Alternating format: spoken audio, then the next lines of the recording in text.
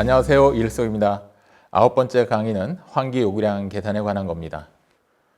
돼지 300두를 수용하는 육성사에서 평균 30kg짜리 돼지가 입식되어 70kg 정도의 비육사로 넘어갑니다.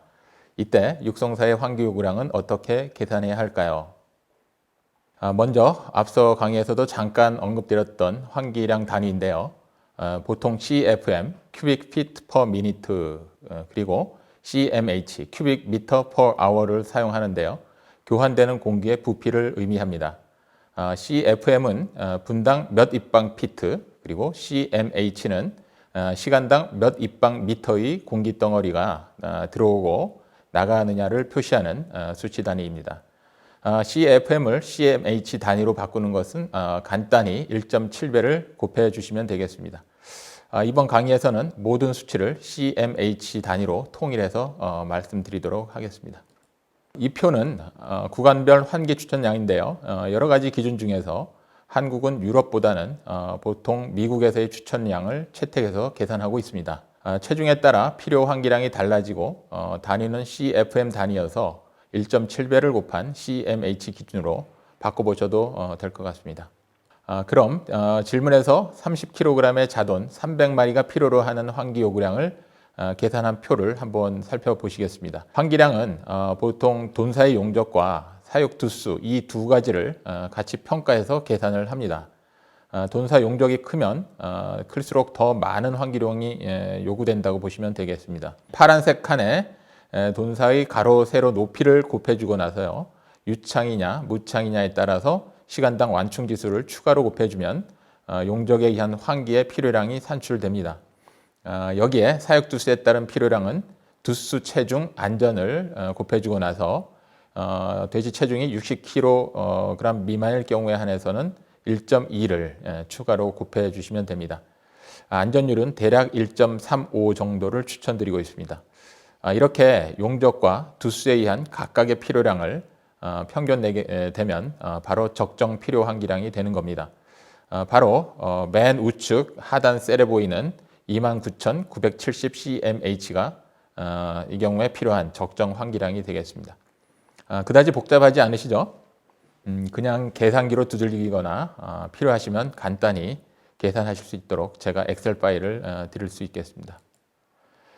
그럼 70kg이 된 육성돈들이 요구하는 환기량도 같은 방식으로 쉽게 계산이 될 수가 있습니다. 우측 하단에 36,855cmh가 바로 필요 환기량이 되겠네요. 최소 환기량은 적정 환기량의 대략 15% 수준으로 하면 되고요. 여름 환기량은 3.5배 이상이 필요합니다. 따라서 앞서 계산된 적정 필요 환기량에서 해당 육성돈사의 겨울철 최소 환기량과 여름철 최대 환기량을 계산해 보면 무려 28배까지 환기량 변화가 일어나게 됩니다. 이렇게 돼지가 작고 추울 때와 돼지가 크고 더워지면 환기량 변화폭이 엄청나게 커지기 때문에 크고 작은 환기팬을 어떻게 배치하고 또 어떻게 컨트롤하느냐가 환기 관리에서 절반 이상을 차지하는 매우 중요한 문제고 또 합리적인 환기 설계가 필요한 이유입니다. 이것은 아까 엑셀 표에서 보셨던 계산 방식보다는 좀 더 간단한 현장에서의 환기량 계산법입니다. 사육두수에다 체중을 곱해주는 단순한 방식으로 이렇게 이해하시면 되겠습니다. 비육돈의 경우는 체중 범위에 따라서 어린 구간에서는 1.3, 중간 정도 육성 구간에서는 1.1을 곱해주시면 되겠습니다.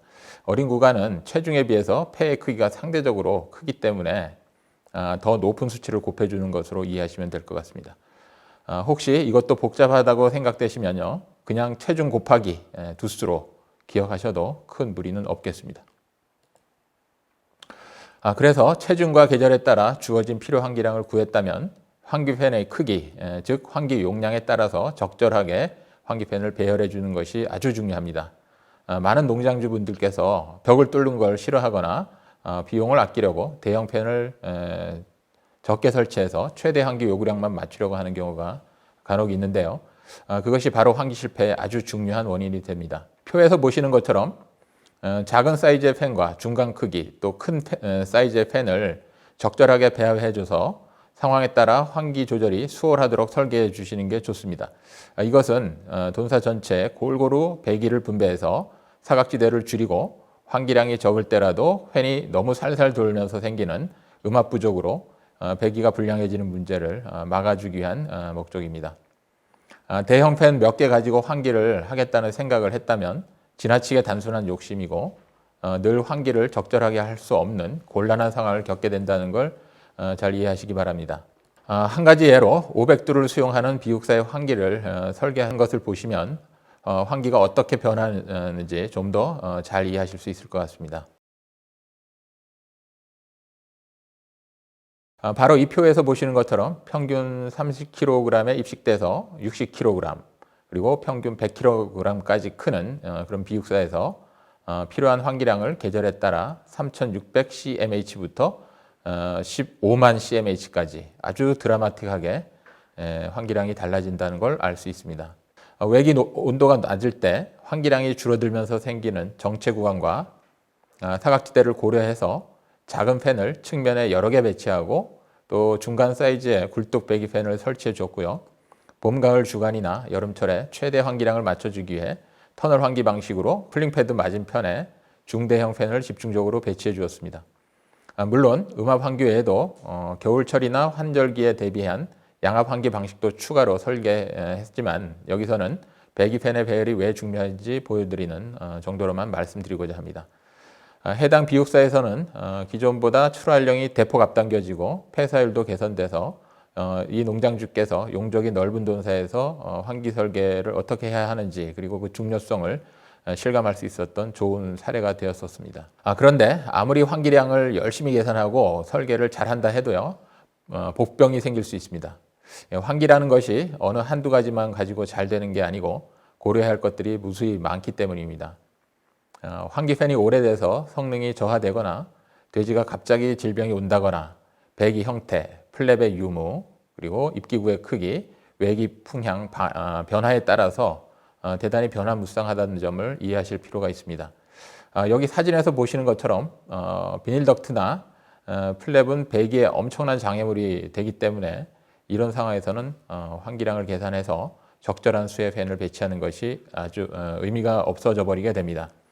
그래서 환기량을 계산할 때는 그러한 장애물을 고려해서 추가적인 여유분을 확보해 주는 것도 필요합니다. 환기는 매우 복잡 다단한 요소들을 고려해서 관리를 해줘야 하는 것이고 늘 돌발 변수들이 나올 수 있으므로 정답이 없다는 얘기를 많이 하곤 합니다. 그러나 왜 어떻게 문제가 되는지 하나하나 이해하고 주의 깊게 관찰하면 완벽하지는 못하겠지만 큰 실패는 막을 수 있고 문제 해결에 도움이 될 수 있을 겁니다. 이상 환기량에 대한 내용이었습니다. 다음 시간에도 계속해서 환기에 대해 좀 더 많이 공부해 보도록 하겠습니다. 감사합니다.